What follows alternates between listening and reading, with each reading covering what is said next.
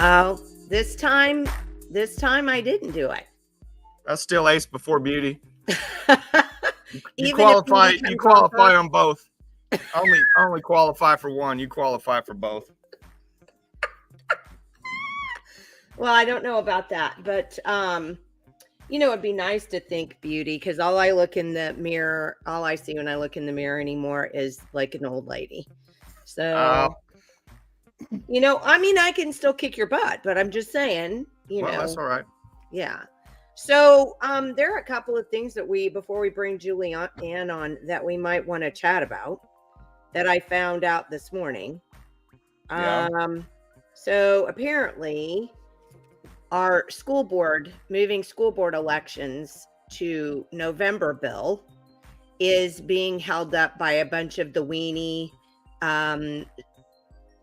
teachers union lovers under the dome at our Capitol, most of whom are Republican.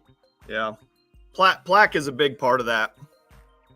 Well, Plaque doesn't belong. I mean, they're not at the Capitol. They're just a citizen lobbying group that makes up stuff on the fly. Yeah. And, just loves the whole, education establishment thing, and love to spend all your tax dollars, on education that isn't working. Yeah. So, but I mean, the legislators have the opportunity to be lobbied or not, right? I mean, they should know what's right and what's wrong, and they should be listening to their constituents, not the superintendents. Yeah. Who are calling and saying, we need to have this bill, we need to have this bill, we need to have this bill. So let's make no mistake that should this bill not get a hearing here in the next couple of days, because then that's it, then I just say, we go to verbal war with all of the Republicans who have prevented this bill from being heard. Yeah. Well, we have, Emily and I had, we formed a coalition last year to push Sherry Conley's school board election bill. We went into every office, met with every single guy in the House and the Senate side. We had groups of people at the Capitol. Everybody was on board. They wouldn't even bring it to the floor. And it was Republicans that killed that. Well, I can't wait for Julianne to come on, because I watched the video she sent me last night. See, Julianne, I watched the video that you sent me last night. And, and it's just absolutely amazing to me that Republicans have, this guy, and we'll talk about this, the RNC was preventing him from looking into these nonprofit organizations. Wow. What's the RNC? The Republican National Committee. So for all of us, I guess, who think that we, for us dumb schmoes, now I'm starting to believe that I'm just a useless idiot, or a useful idiot. I guess I should say a useful idiot for the Republicans. I'm starting to believe that maybe that's the case because, wow, we have Republicans who are not passing this bill, who won't even allow the bill to get a hearing. We have Republicans that wouldn't allow a Senate committee, a congressional committee to examine nonprofit organizations, way back in the early 1900s. People. Yeah. I just can't even believe how much we've been misled. Then, because of our wonderful Republican leadership, I just got a note from Mick Rosado, who says that the lobbyists have started calling legislators to shut down the interim study on the medical freedom. Remember, we had Really? Nick on and she Yeah. talked about it. So their lobbyists, the medical lobbyists, wasn't there a Hippocratic oath basically that said, do no harm? First, do no harm. Well, there might have been a long time ago. Well, that's Back true. before the Hippocrates has medical been system was dead. co-opted. Yes, and Hippocrates has been dead multiple thousands of years. So, I'm sure. It just so anyway, the legislators are responding to lobbyists again, like we talked about with Carmen, right? So they're not listening to the people. They're not protecting the liberty of the people, which is their only job. They're putting pressure on, so we need to call our representatives and senators and let them know that we want them to attend this medical freedom interim study. And then also this bill, HB 3214, that is being used to support this hearing, that needs to be upheld and heard. So I honestly, I'm it. Oh, and then now Wendy's typing me and telling me that they're killing Roberts bills, both of those against ranked choice voting. Neither is on the calendar. Yeah. So Imagine I that. guess we should just give all of our Republicans, and I hate to do that because I know there are a couple that are good. We have one on here all the time, Sherry Conley. But I guess we're just going to have to give all of our Republicans a blanket vote of no confidence because the good ones should be out there just. Well, I think that's what the real problem is the Republicans are not conservative. They're their own people that are they just go along with whatever. They have Republican behind their name Whoever because it pays them sounds to be in good. office. Yeah. Well, all these problems we can blame it on Republicans, really, Jenny. The Yep. liberals don't have that much power. They just make a lot of noise. It's all the Republicans that just go along with whatever all this stuff is, whether it's DEI and all these programs and all the surveillance and all this technology that they're going to bring into the city or the school or whatever the case. That's all Republicans allowing that. Okay, well, we've got Julianne waiting here, and so I just brought her in without her knowing because I always like to surprise her.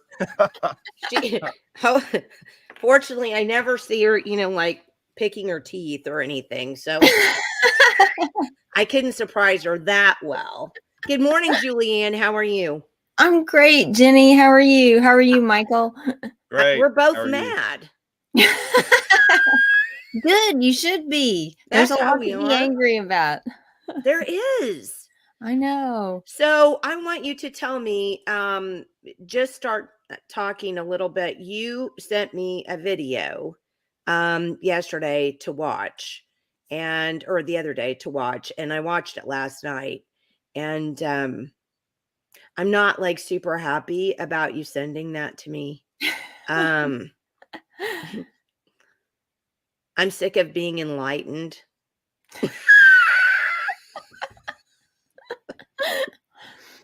I mean, honestly, ignorance seems like really so much more fun at this point in time. So talk a little bit about this video that you sent me. Yeah. So I came across this, a couple of months ago, maybe a year ago. And it is an interview. I'm not sure which one you watch, but there's sort of a Dodd one. classic interview with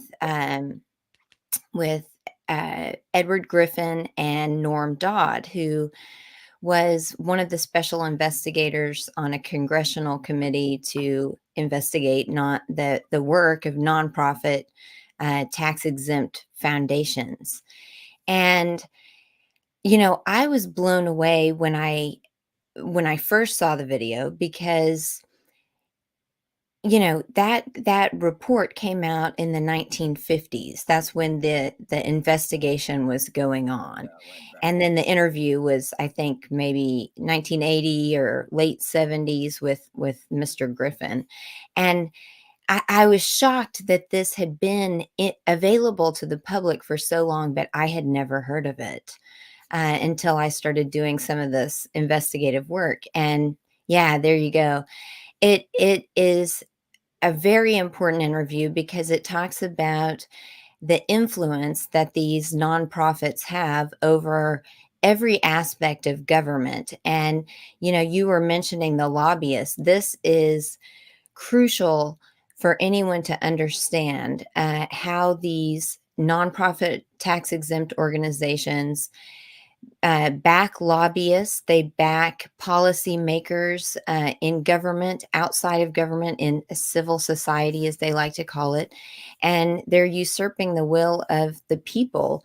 And the end that they have in mind is a globalist end, in which we're connected to a networked planetary state, and we have rules-based global governance rather than representative government. And, this is really the way that our liberties as Americans end. So I think it's a short interview. It's sort of a classic, and everybody really should watch this because it gives just a critical history of, all of the behind the scenes movements that have led us to where we're at today. It was so frustrating to me because, see, I don't like Michael either. I don't like either one of you anymore. I mean, I'm happier by myself, not having to have you tell me all these horrible things that are happening. Yeah, I So, mean, I wish I didn't know either. It just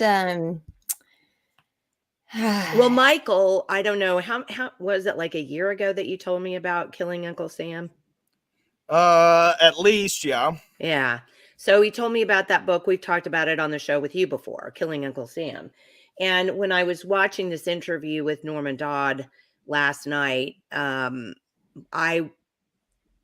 don't know if I'm gratified. I don't know if I'm angry. I can't really figure out what emotion it is.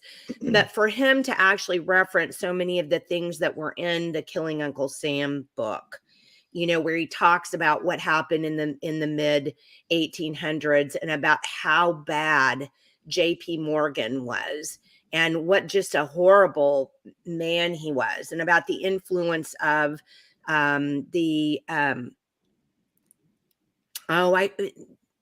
a group unto themselves, that Shriner, or not the Shriners, the Michael. I'm help me. blanking. You're I know. making me blank. I know. It's not the Shriners. It's the other group that. Oh, not the Masons. Masons. All you had to do was the Masons. The Masons were so, I mean, JP Morgan was a Mason. He set up one of the largest masonry organizations in North America. And so much of this stuff was put out through the Masons. And it's just, I guess the frustration is it goes back so far. Yeah. That, I mean, I don't know, Julian. Well, look at just to reiterate, what you said, Julianne, about how far that goes back with that video and Dodd and Griffin. You look at like memorandum 7277, State Department memorandum 7277. That was written back in like the early 60s, like 1960, 61. That's where the State Department, the Department of Defense literally said, we need to come under one umbrella under the United Nations back then. Wow. Yeah, it's amazing. So when we get called conspiracy theorists, not us. History backs us up. I know. So I think that's what's the most frustrating thing when you're trying to communicate this information to other people is that, Yeah.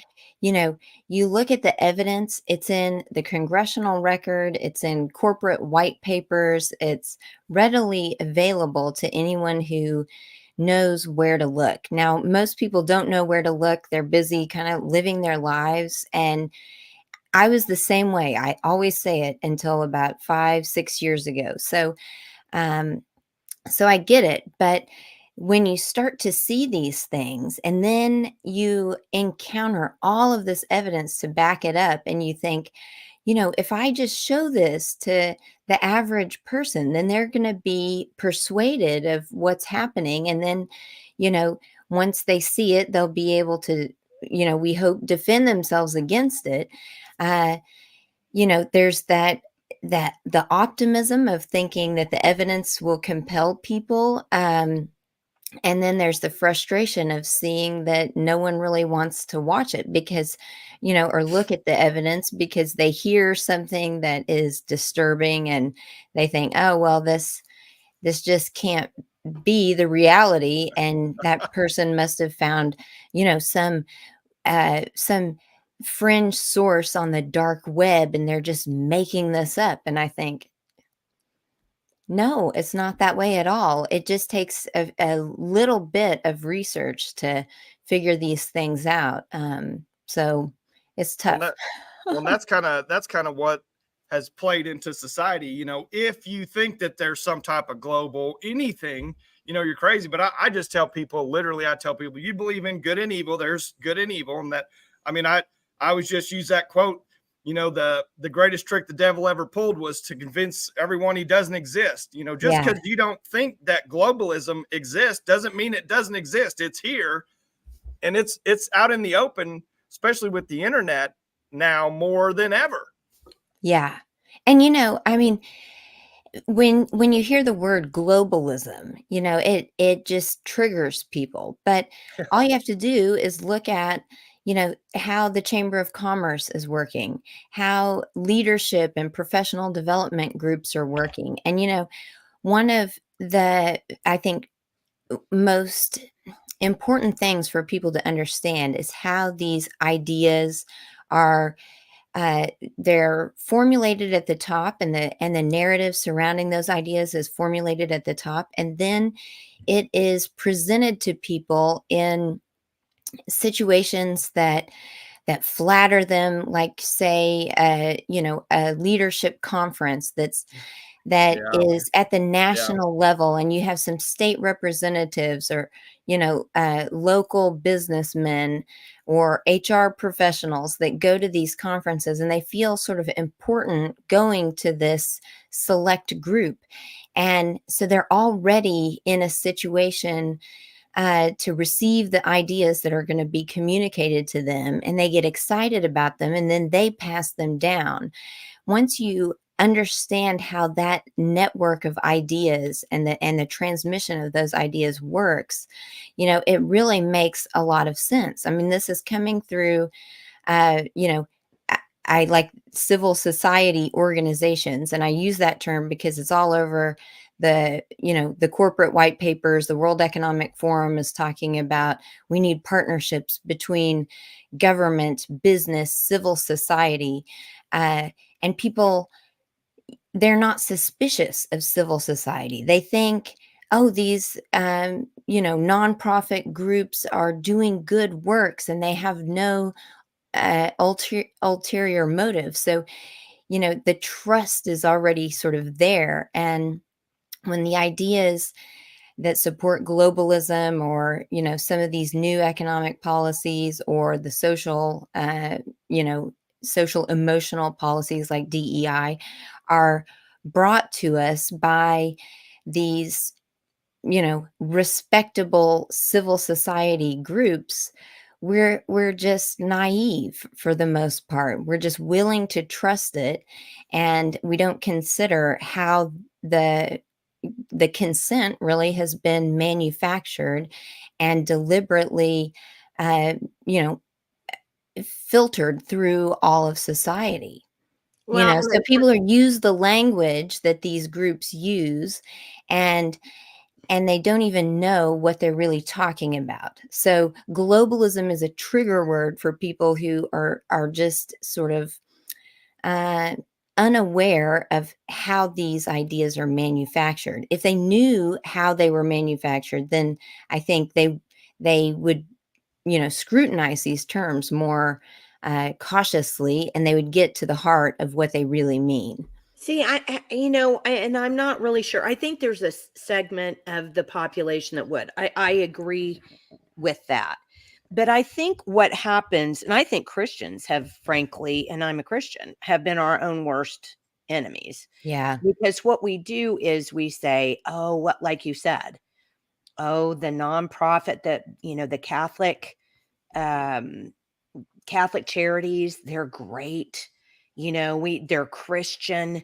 We just, we're behind them 100%.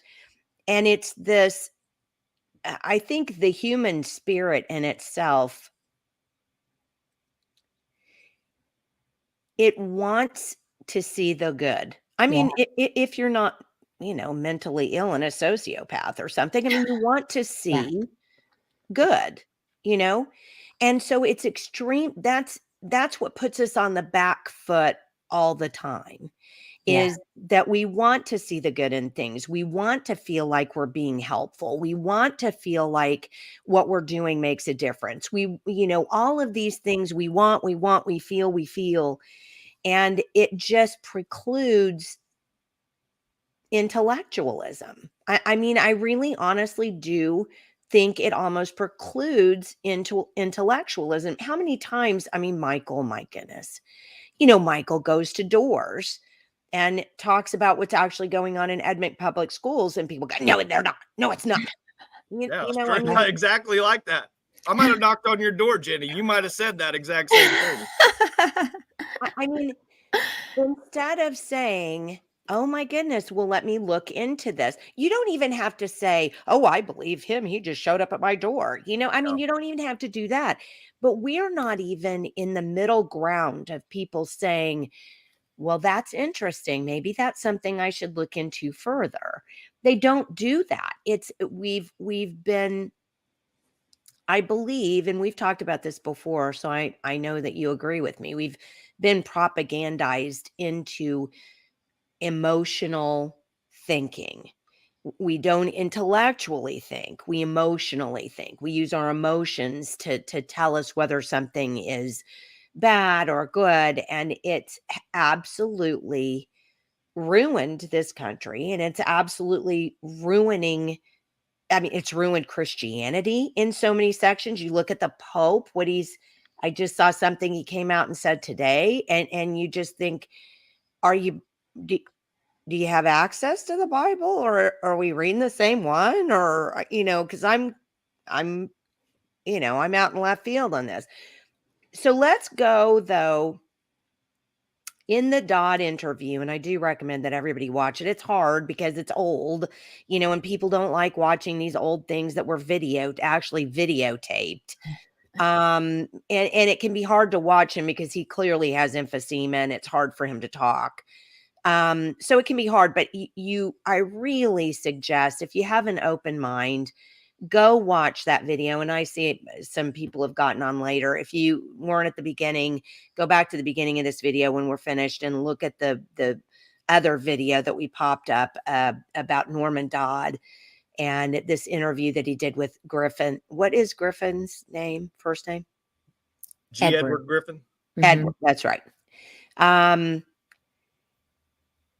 In that interview, he literally says that this congressional oversight committee that he was head of went to the Carnegie Foundation.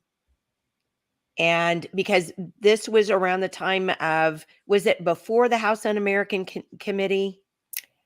I think it was. Because that was 1939, wasn't it? Yeah, I would have to refresh myself on the dates. Yeah, I would too. I mean, that's the one problem about history. It's Yeah. like, do I have to remember the dates?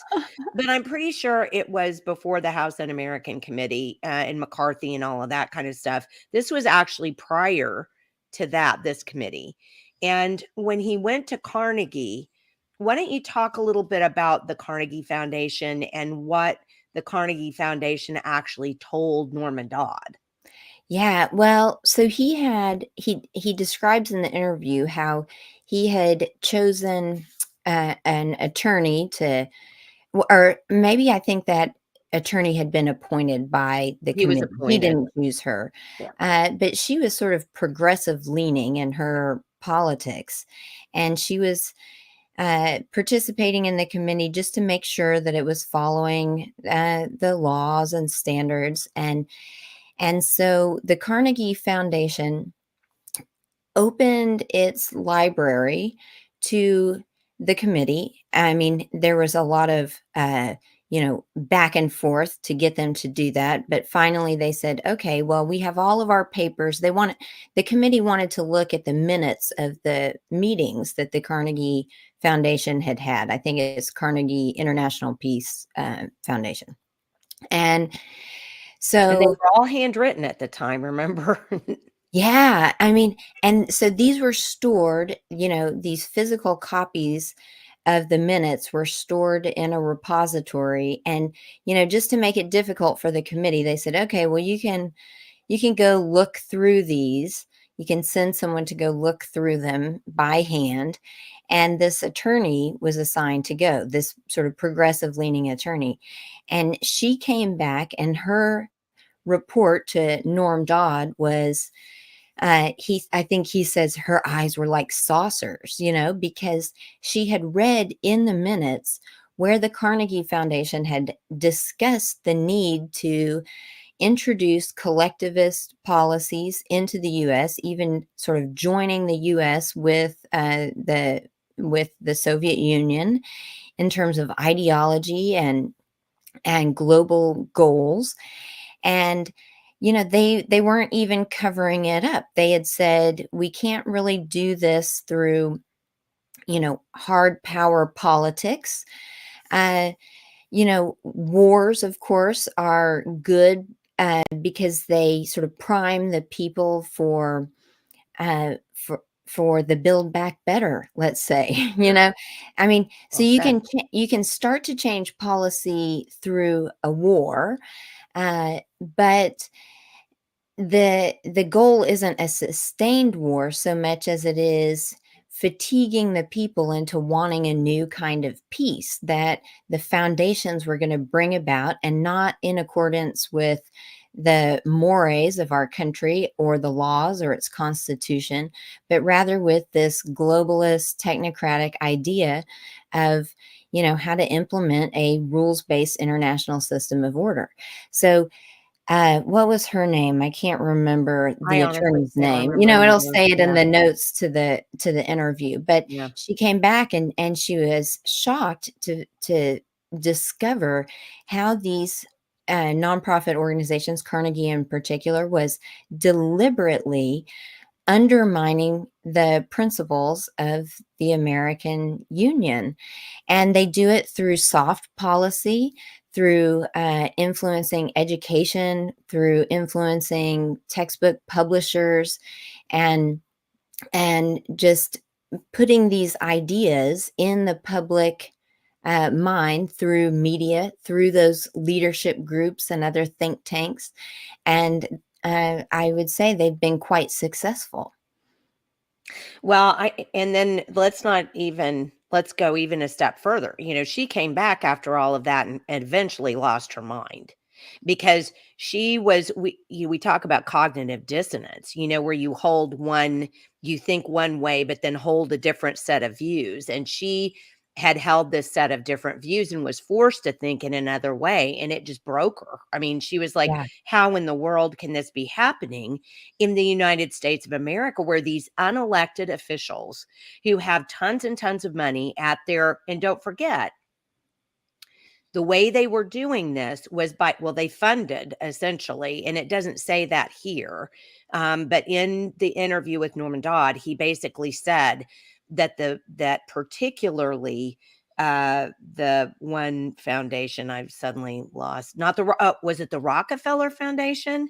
Because it was the Rockefeller Foundation, the Ford Foundation, the Carnegie Foundation, and then there was one other one. I don't remember suddenly off the top of my head, which is why you need to watch the video. But all of these organizations devoted the money that they had, that they were collecting.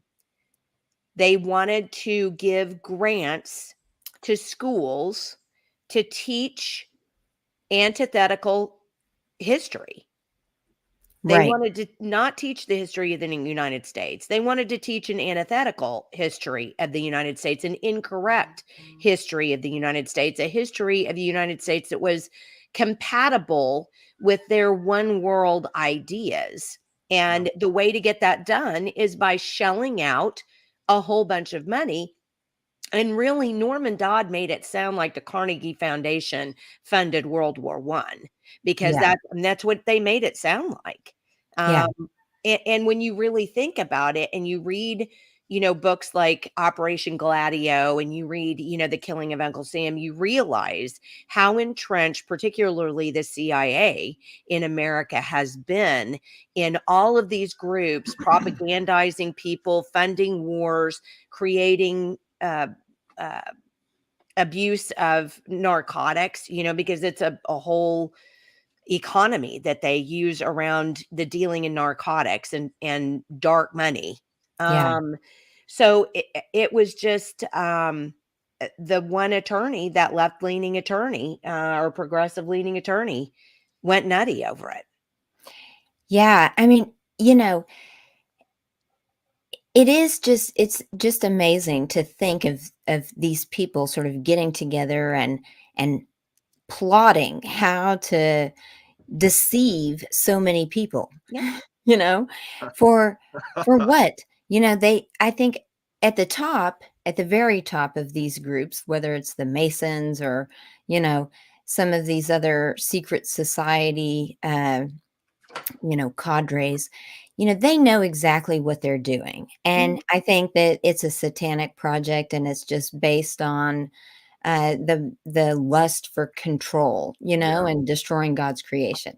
But then at the lower levels, you have all of these, people who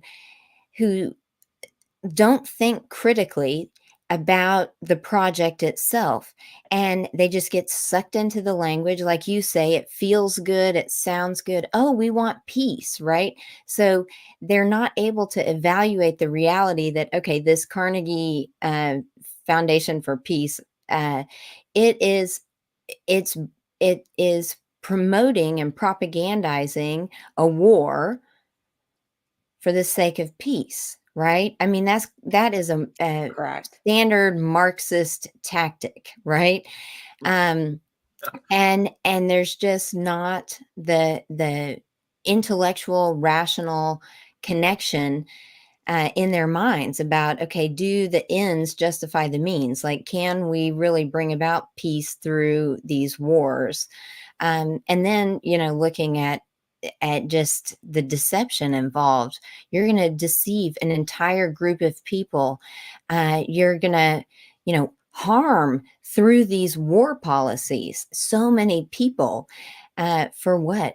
For this kind of peace that is based on changing young people's view of history. It's based on using money to suppress the truth and indoctrinate people and create habits that were antithetical to their traditional values. It's really a twisted system. But one reason why I think that this interview is so important is because if you look at what's happening today, and if you look at what's happening in Oklahoma, who is doing the major social engineering? whether it's in schools, whether it's in housing policy, whether it's in transportation policy, you see these huge foundations backing these initiatives.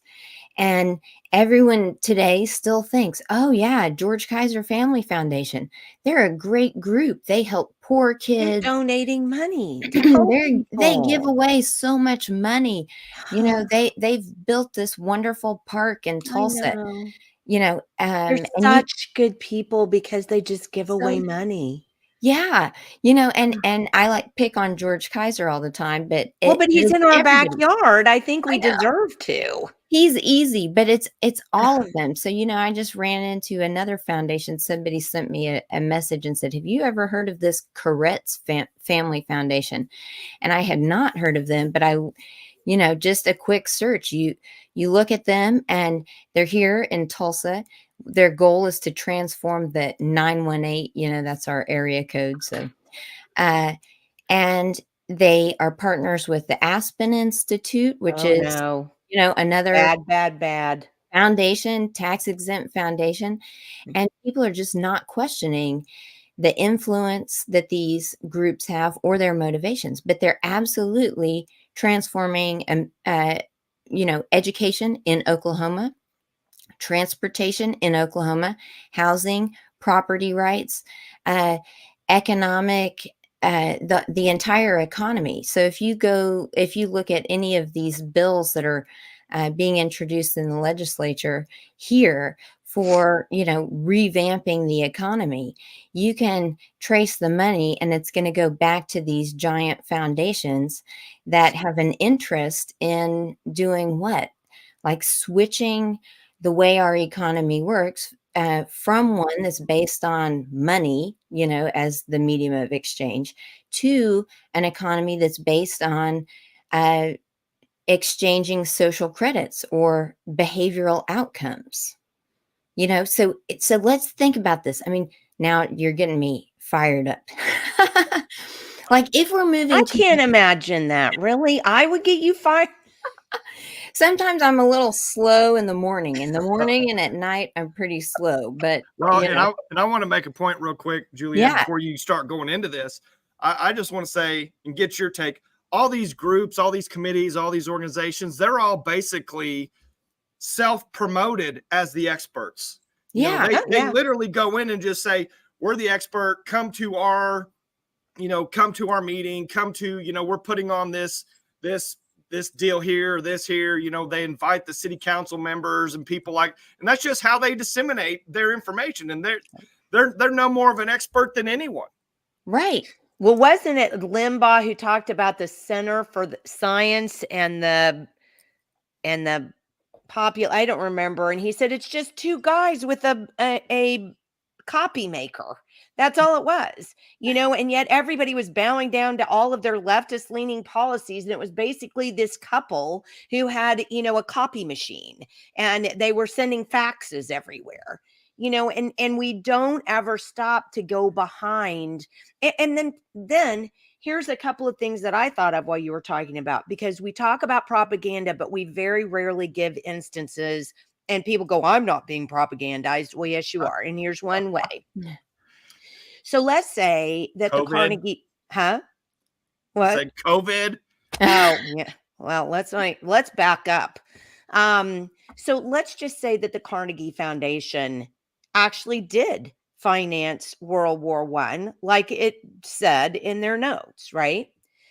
So, what would you do? You would absolutely hold up anybody who goes to war as a hero. They're all heroes, every Yep. single one of them.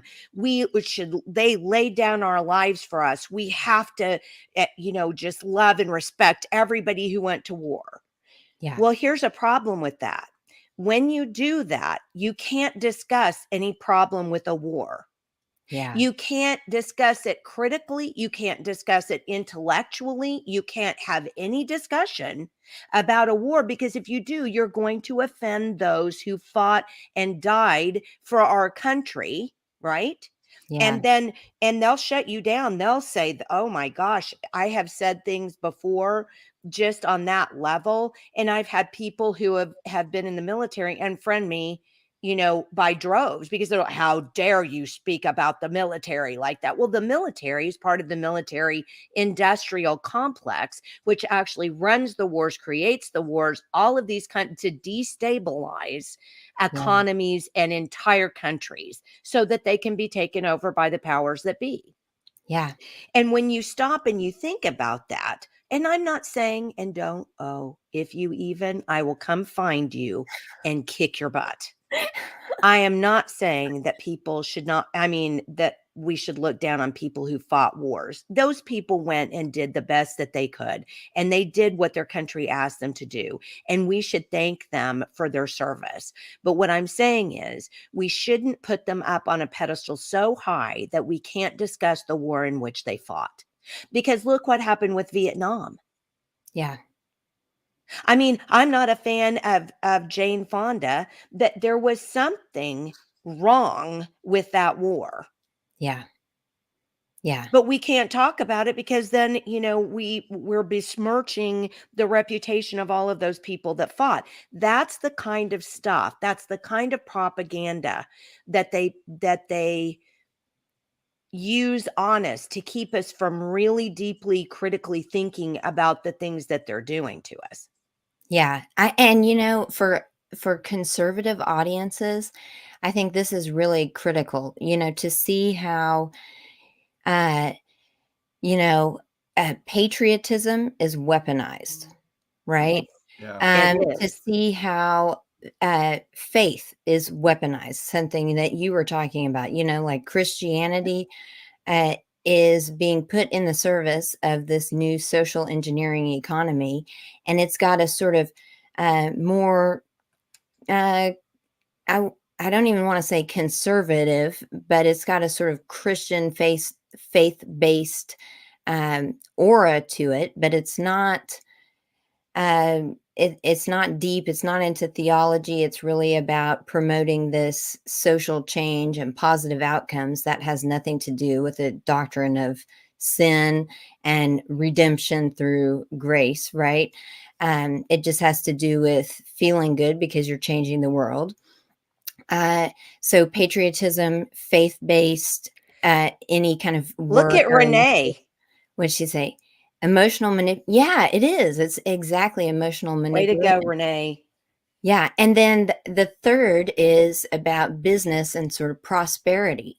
So conservatives are very susceptible to these Yes. traps that are involved in, patriotism, faith, and prosperity. So, it's easy to pick on, the progressive liberal side of things. But like Michael said at the beginning, they're not really as dangerous, because especially here in Oklahoma, they're not the ones that are exactly in charge of things.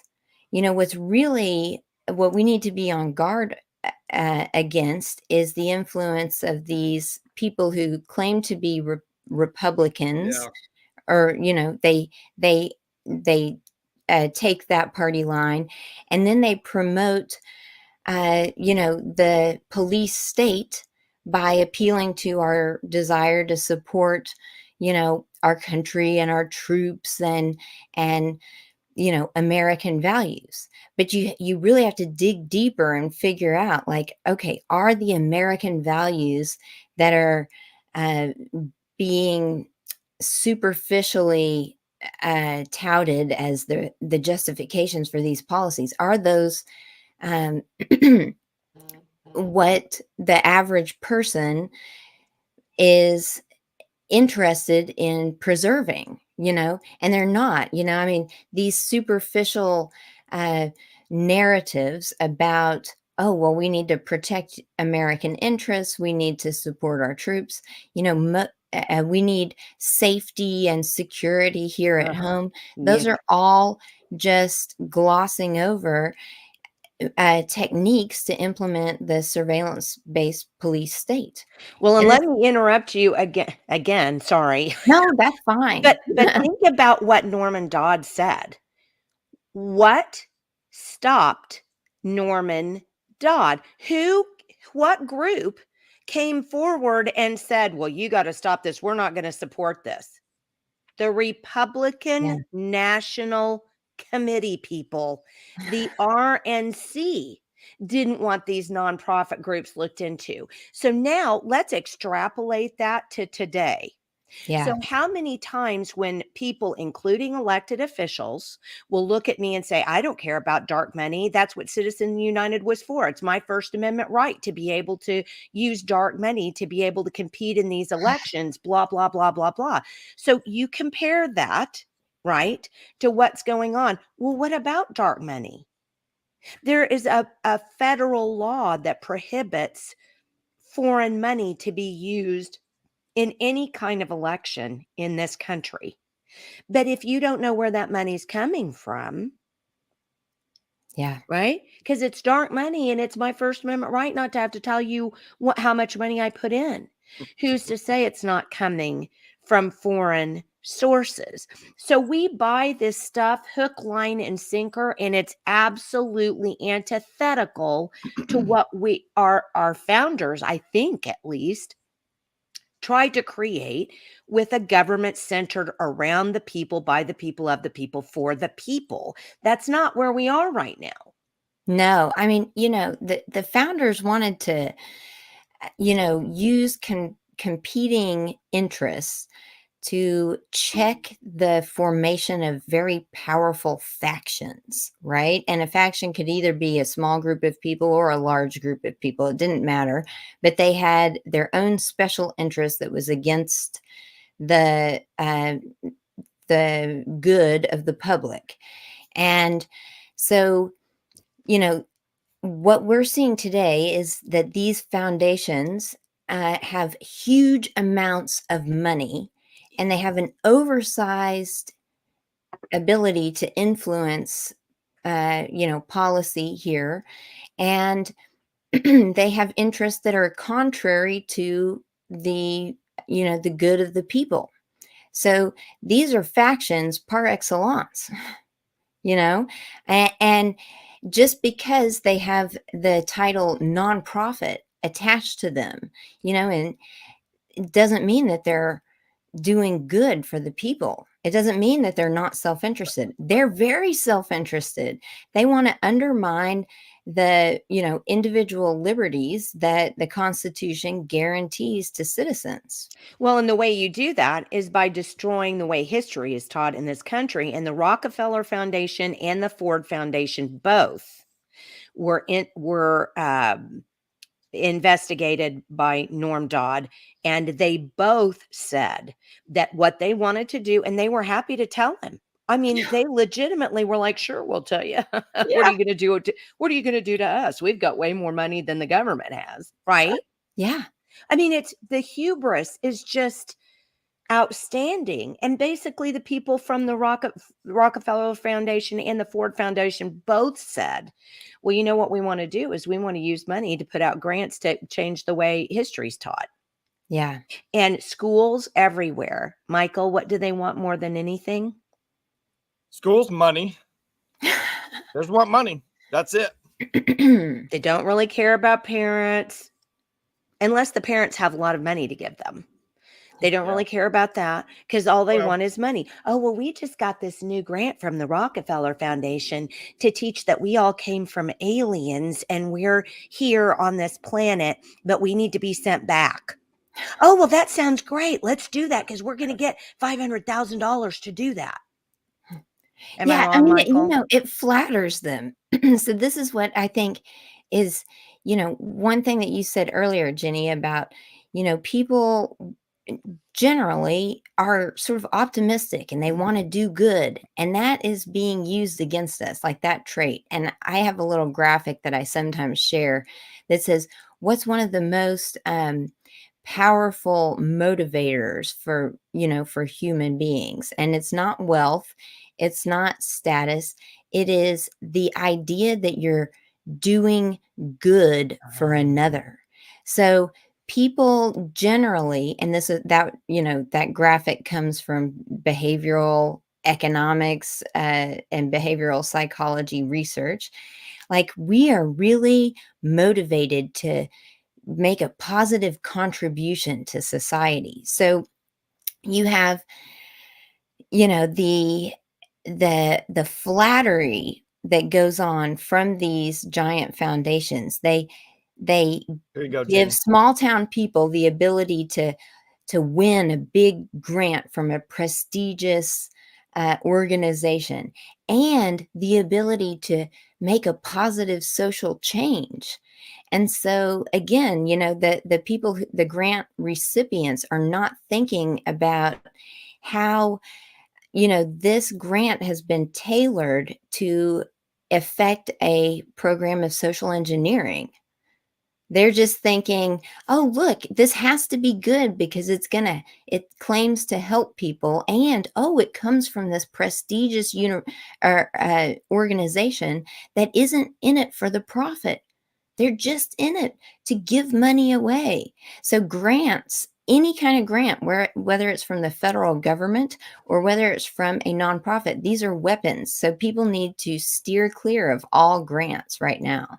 Yeah. Well, and I want to touch on something you said earlier, Julianne, where you said people need to dig in, to these things. But the key there is you yourself. The people need to come about this. They're the ones that have to do it, because I would say, we're at this time in society, we're so assisted by technology to think. Yeah. And I would honestly say that, we used to be the greatest country in manufacturing and production. I mean, we did it all. Yeah. And today we don't do anything, but I will honestly argue with anyone that the greatest export of the United States in today's time is not a commodity. It's not oil. It's not gas. It's not technology. It's literal propaganda. I would say our biggest export from the United States is 100% propaganda. Yeah. I would have to think about that a lot, but my hunch is that you're right. And that one of the reasons why that would be the case is because the US has been sort of set up on this pedestal as a beacon of freedom, and people want freedom, and they want the rule of law to guarantee freedom, and to give us processes for resolving the conflicts that inevitably come in a free society, to resolve those conflicts peacefully, through established processes where we don't, bring out our guns every time, so that's one of the genius features of the Constitution and the way that this nation has been set up, is that we have freedom, but we also have ways to, to peacefully resolve the conflicts that are going to happen in a free society. So being set up as this sort of beacon of that kind of liberal with a small L order makes the ideas that come out of the US through the various propaganda machines so much more compelling to people, is that it's been bathed in this narrative of freedom. And, I mean, I often think I've got a lot of international friends through social media now. And I just think if people knew how impoverished we are as Americans, they would think twice. And for the most part, the people that I'm connected to on social media, they get it, but I often think about the rest of the world, and I think we're really to be pitied, because we think we're free. Right. The world thinks we're free, but we are going downhill like this. Yeah. Without even being aware of it. At least, in Poland, when they were taken over by the Nazis, and, they knew what was going down. Right. We don't. We think, oh, we're still a patriotic country. We're still a Christian country, and we love business. We think that we're free, but those three things are really traps. Well, and I think that, that's what Michael and I have talked about a lot. Well, yeah. I so much appreciate the comments we're getting today. They're so great. And our friend Whitney, is on Rumble this morning, and she was talking about, there is a paper put out by ProPublica on nonprofit organizations, and I'll see if I can't copy it and share it here that people might want to read, because it's, I think until we get people to do what we were just talking about, take a critical eye Yeah. and look at this kind of thing, I don't think we're going to, I mean, we're just dead in the water. But it's very hard because, like I said, if I've ever, oh, another thing, if you ever really do any good research on the Pledge of Allegiance, you'll find out that the Pledge of Allegiance is Yeah. not a good thing. I Right. mean, and as a matter of fact, if you do really good research on the pledge, you'll find out that the phrase "one nation under God" was actually put in to the Pledge of Allegiance much later on, because they realized if they did that, that they could get the Christians to buy onto that, because we believed we were one nation under God. And so that got us to buy into that. But if you actually follow the Pledge of Allegiance, it basically says we're a union, we're not individual states. So if you read the Constitution, is that right? Are we a union? No, we're individual states, or we wouldn't have the 10th Amendment to the Constitution. So basically, we're being propagandized through something that, if you say, well, I'm not going to stand there and say the Pledge of Allegiance, people will stone you to death in this country. They'll Yeah. just stone you. And I'm like, but have you actually listened to the Pledge of Allegiance? Have you actually researched it all? I mean, it was actually written as a way to propagandize people into not having another civil war.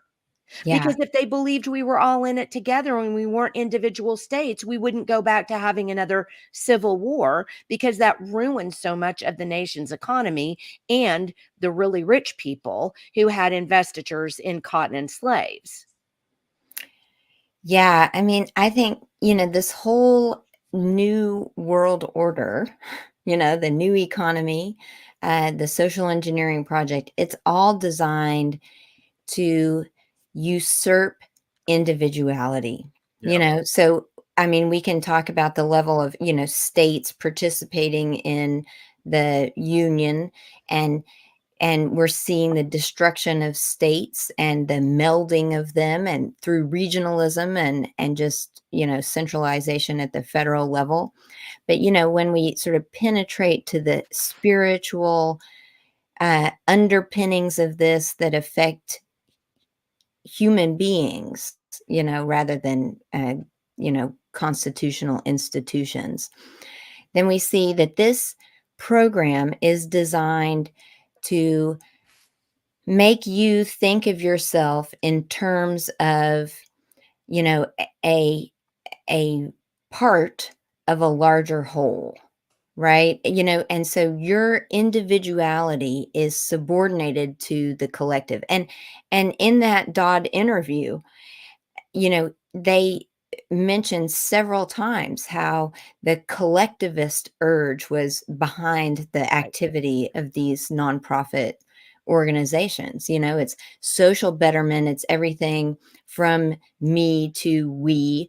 Uh, and we have to really dig deep and try to understand how these social pressures, for patriotism, for, charitable work and faith-based work, and, for prosperity, that's a buzzword that fools so many conservatives. So I'm working on a little blog post on that right now. I'm interested in it. But, we have Send to it look to at me how so we can share. I'll send it to you. Um, we have to look at how those different rubrics are all designed to undermine individuality. And even, I mean, this is a little tangent, but I think it's interesting. You see like a lot of emphasis being put on families right now. Yeah. And oh, well, the family is the key unit of society. Well, I have 4 kids. I love my husband. Family is super important, but you know, what this rhetoric about defending the family is doing is it's really setting up for the UN and the International Labor Organization to come in and track household income.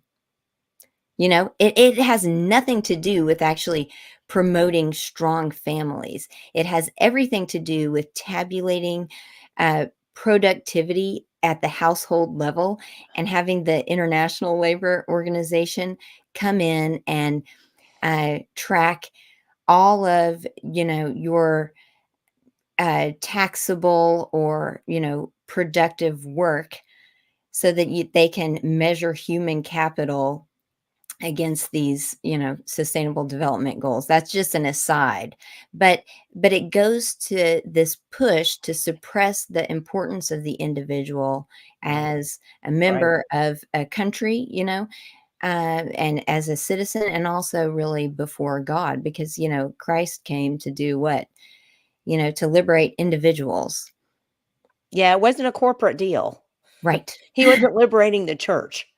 Right. And that's true. I mean, there's a lot of that kind of, theology that's going on, right now. It's not corporatism. Jesus was for the individual, not for the church. Yeah. So beware the foundations and their promises to build back better and to build community. Every time you see that word community, it's a buzzword, Well, and I was some people don't know it, because we talked last time about the influence of technology, and we Right. hear these same words repeated. And so then we fall into repeating those words. So some people do it without really knowing what they're saying. But, so maybe give them a little break. But for the most part, when you see community plastered all over marketing materials or slogans, you're dealing with a New World Order program. right. Well, Right. it takes a don't forget, Individual. Julianne, it takes a community to raise a child. Yeah, Not village, not the right? parents. Yeah, it takes a village. Yeah.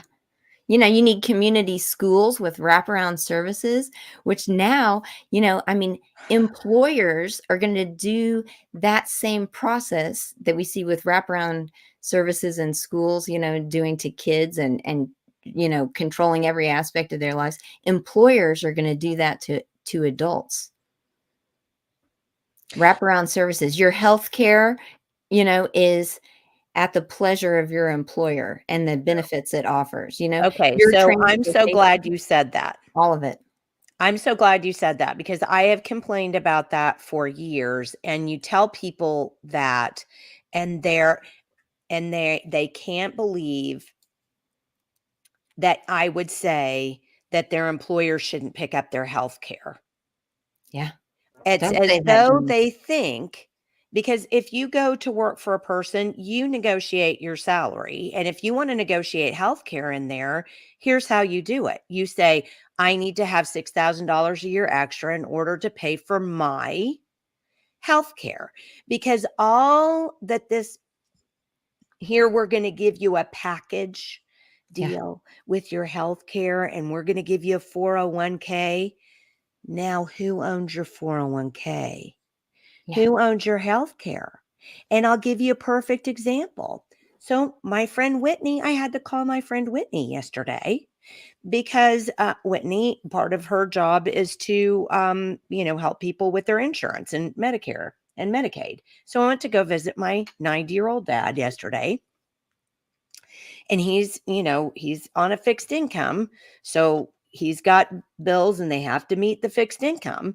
And he was telling me about a pretty large medical bill he had to pay. And I was like, but Dad, I mean, yeah, Medicare, you're 90. I mean, what's the problem here? Long story short, so he used to work for a very large university and has a retirement package from a very large university who, for their retirees, now this isn't for the people who are still employed there, but for their retirees, they have put them on a system that is with Humana Healthcare, where Humana takes their Medicare money, Hmm. and then benevolently doles that out for them when they need to have that. Please tell me you're not ignorant enough to figure out how socialist and stupid that is. I was absolutely aghast. And basically, Whitney helped me to understand. And thank you again, Whitney. I really, really appreciate you. What Whitney helped me to understand was if dad went to go see somebody that was outside of their network, then they got to charge them up to, I don't know, 40% more for that visit than if they were in network. I don't know. And another thing that I'll point out. So you get a mortgage on your house. Okay. It used to be in the old days, people didn't need a mortgage. Your house was $5,000. Your car cost you $900. Hello, people who are like, oh, I need to take out a mortgage to get my $65,000 car. This is way abnormal. Okay. Please notice this. Okay. So now we have a mortgage, but we're so happy that the banks are benevolent and will loan us money for this mortgage. But what they do is they round your insurance and your property taxes into the one payment. Why? Because if you had to pay the property taxes out of your own pocket, you would have a bloody fit as to what you're paying to own your own property. Do you see how this works? They tell you, oh, this is going to help you to get this mortgage. Oh, this is going to help you that we have your 401k. My husband can't manipulate his 401k. It's just going to get worse because, we have an affordable housing crisis, right? So now you're going to have employers that offer workforce housing. You can look that up. Yeah. I mean, these Oh, are yeah. gulags. These are company yeah. towns that are being set up. And, to make this sort of connection to the nonprofits, if you look at, how the inclusive capitalism works, Build Back Better, the Great Reset, how it works. We are seeing, oh wait, how did I just lose this train? Oh, okay. I had a mental blank mental there for a moment. second.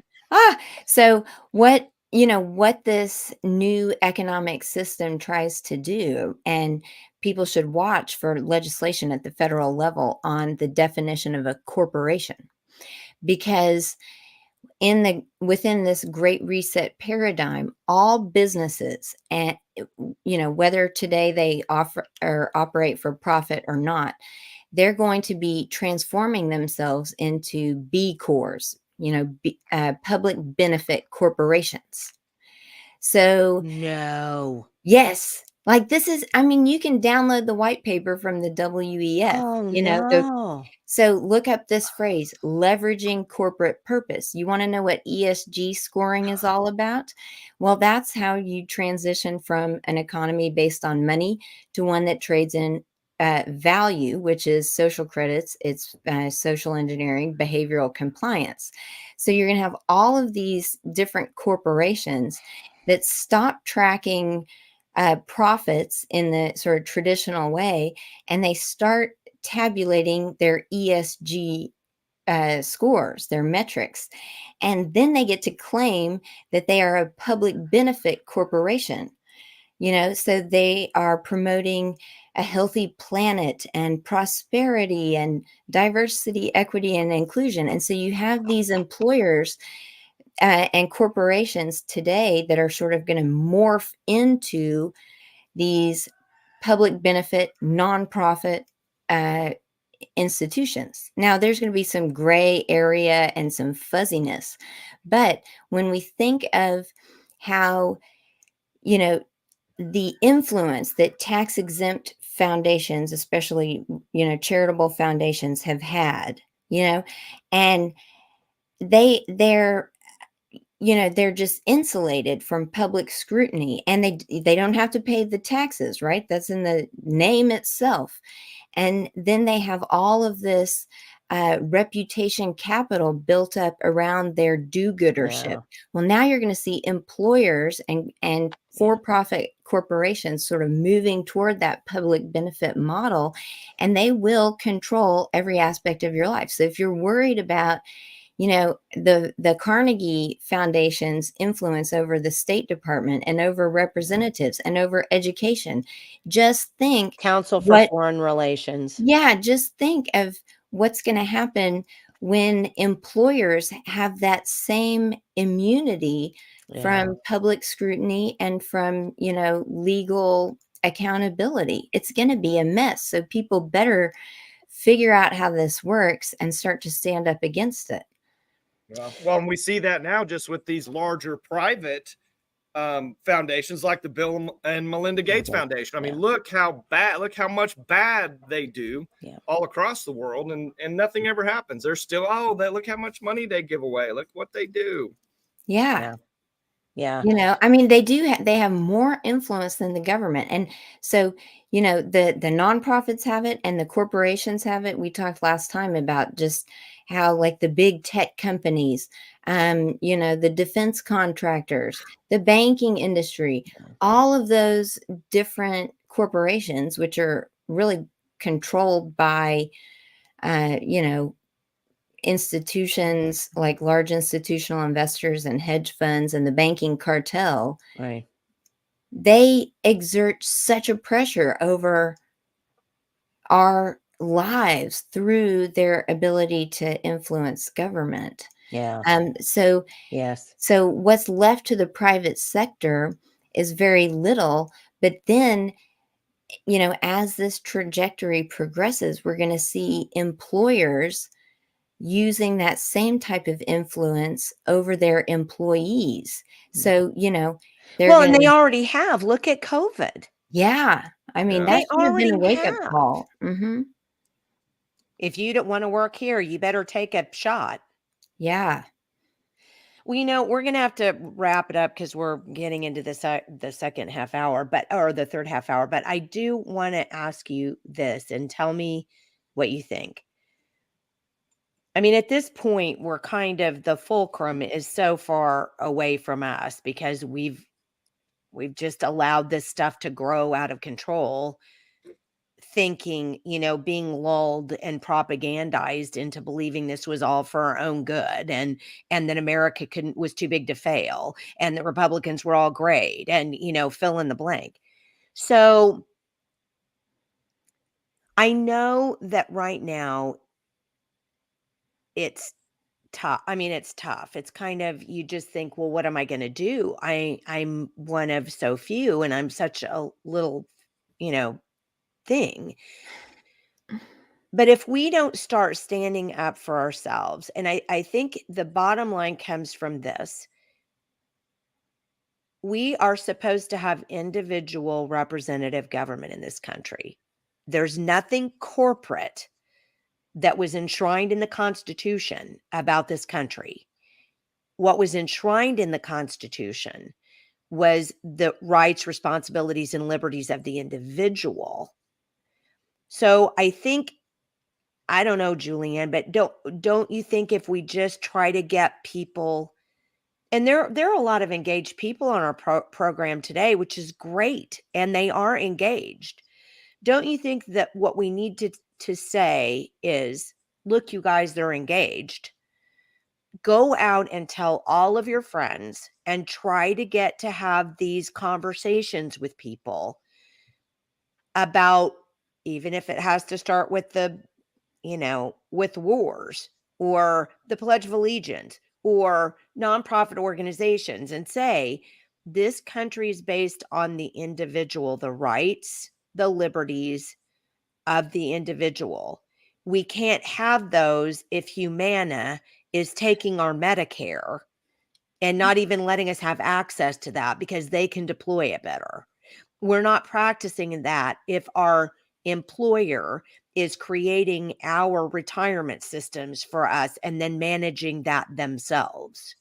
I mean, we've got to, I don't know. I'm just going to pontificate. So what do you what do you think, Julianne? Yeah, I mean, I think we have to blow up. Sorry, I've got allergies, so my eye is like watering. Um, I think we have to blow up the idea that we have to give to charities. I think maybe, I mean, we have to sort of get people to reassume their individual responsibility. Yeah. But that's going to take a lot, I mean, because old habits die hard. But I think And we love the easy button. we do. But, self-interest can be helpful sometimes. And so I think maybe as we're having these conversations with people, we need to appeal to sort of base self-interest and start small and say, wouldn't your pocketbook be better if you didn't donate to the United Way? Wouldn't it be better for you? And, they're not doing any good anyway. Here's what they're doing. So, don't round up. Don't fall to the social pressure when you're at the grocery store and they say, "Do you want to round up 70 cents to give to charity?" If you start, I never round up, and I've stopped. Um, Tony and I used to give money to some of these groups that we thought were doing good work, and uh, we've stopped that because then I found out, oh, it's a data grab, it's control, it's social engineering. Like, it sounds so good. Yes, we're going to help, but it's not that. So I think as we sort of educate people, we need to say, uh, think about what these groups are doing, and just, you know, instead instead of rounding up the 70 cents, take it upon yourself to do some good work instead, if that's really important to you. But we need to Does start. your community have a food pantry? Yeah, I mean, you could donate food to the food bank, or you could just, help your neighbor with some project or whatever it is, whatever you want to do, but don't give to corporate charity. And I think making that argument is going to be a little bit easier in the coming months and years, because people are going to be hurting in their pocketbooks, Yeah. you We know. already are. Yeah, I mean, so we say you personally could do better work with that money or with your time than a corporate charity or philanthropy could do.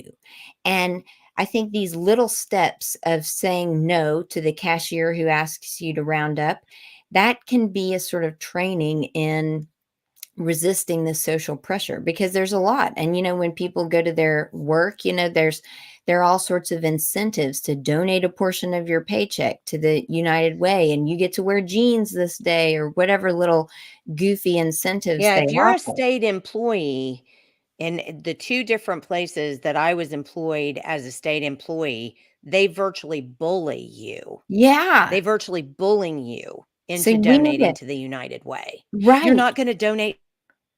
Oh, you're a selfish person. Well, that is a little step. We have the conversation with people and we say, just practice saying no to the cashier. You need to look into what these groups are doing, and then practice with the cashier at, the grocery store, and then practice with your employer.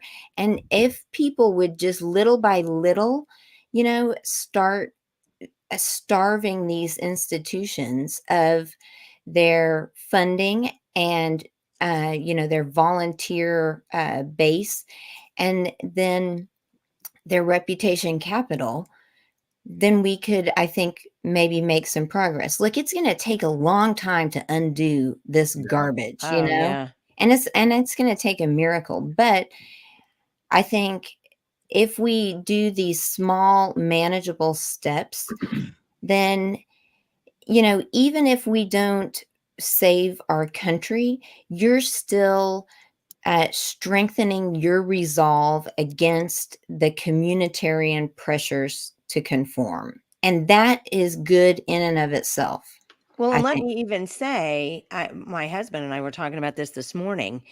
Harvard has had what I think 3 of their largest donors, I mean, who are giving millions and millions of dollars to Harvard every year, back out because they're sick of these universities aren't teaching kids anything but propaganda and nonsense. Yeah. And they're actually pulling their money out and going someplace else.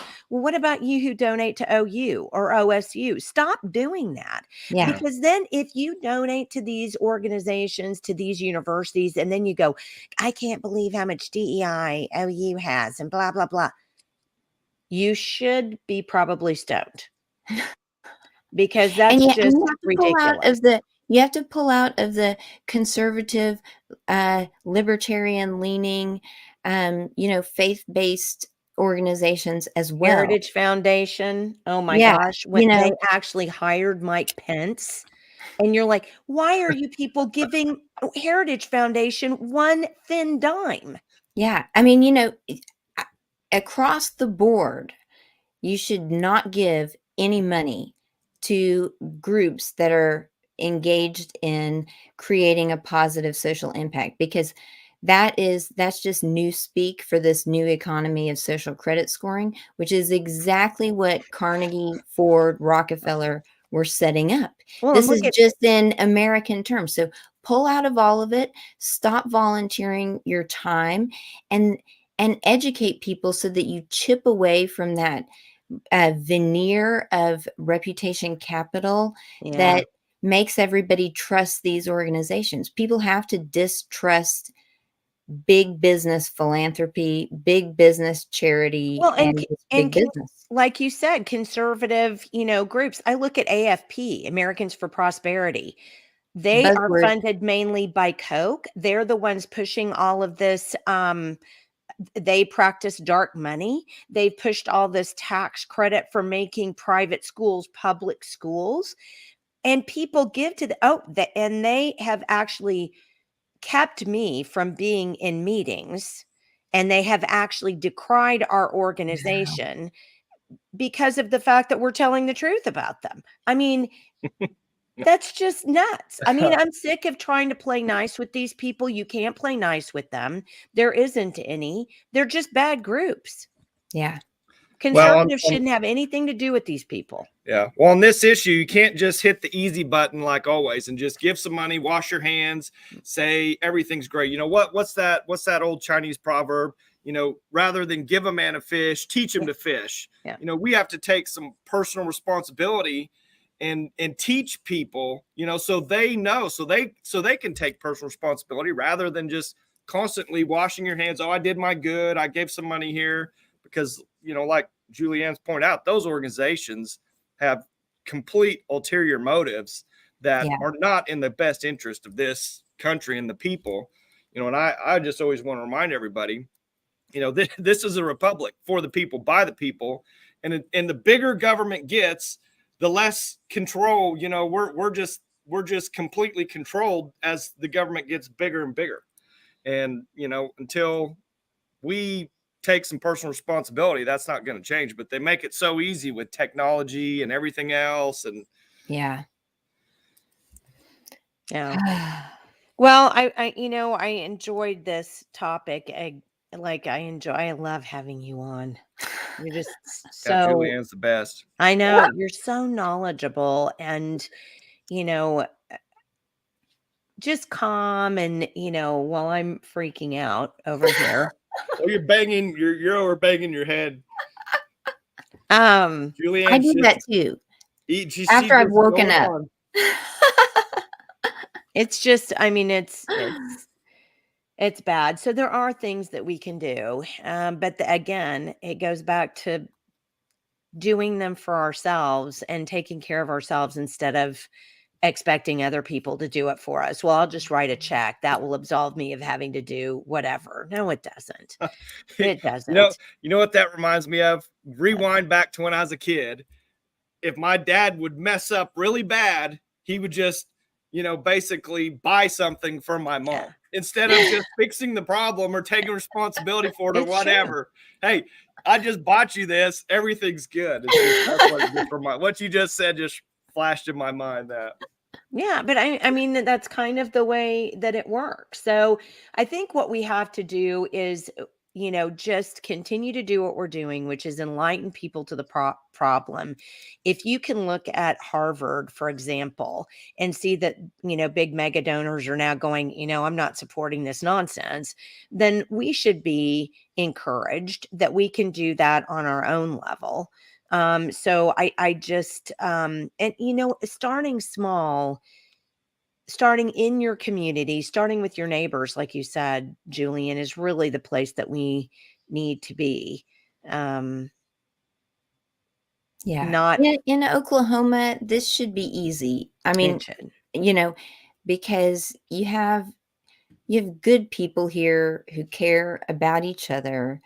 And, you know, um, I think that's one reason why the foundations are really targeting this state, because Yeah. they want to separate us from each other. They want to put themselves sort of in between. And,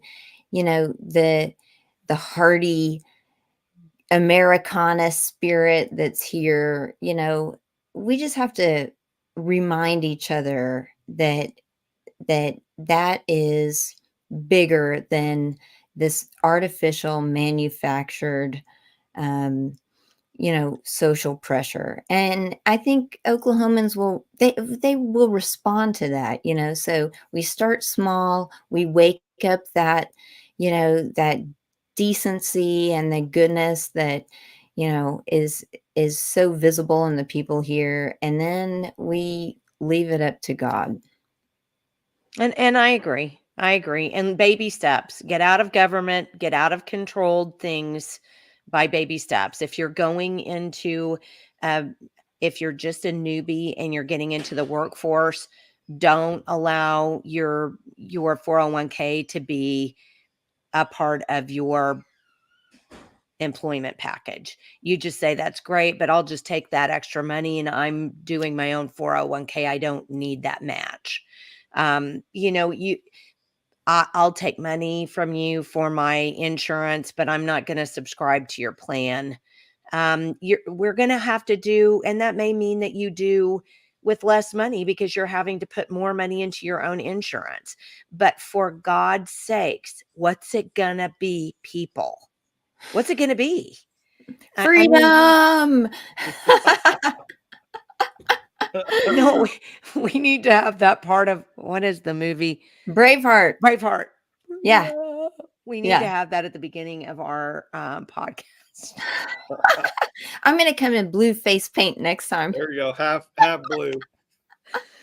All right. It's always so much fun Julianne. to talk to you guys. I just love the conversation. I do too. And you make us think, and you just make us brighter every time you come on. So, I feel my intellect surging. The feeling is mutual. Thank you. All right, Julianne, we will see you again in a month, sadly. I mean, I hate to wait that long, but if ever you have something that you want us to get on, please don't hesitate, and we'll do our best. So thank you again for being on. You're wonderful and phenomenal, and everybody go watch that video. Thanks, Michael. Thanks, Jenny. Yes, see you guys. Right. See you next month. I just love having her on. Personal responsibility, Jenny. Hey, Yeah, but you know what? While we were talking with it's a hard Julianne sell, man. Yeah. When she was talking about how far back a lot of this stuff goes, it reminded me, and just, I think people just, they don't realize that it only takes one or two people in these organizations or committees, or as an advisor. Let's take a guy like Henry Kissinger, who is like the worst of the worst, that goes back, and is unelected. He's just always been in the back pocket of every president, going all the way back to, probably Kennedy in some capacity. But you take Henry Kissinger, I don't know if you ever saw this or read it, maybe you have, but he wrote National Security Study Memorandum 200. Do you remember that? Do you know what that is? That was the memorandum that he said, and this is always a touchy subject. People don't want to believe it. Anyway, he basically said, hey, in order to combat, because this was back in like the early 70s.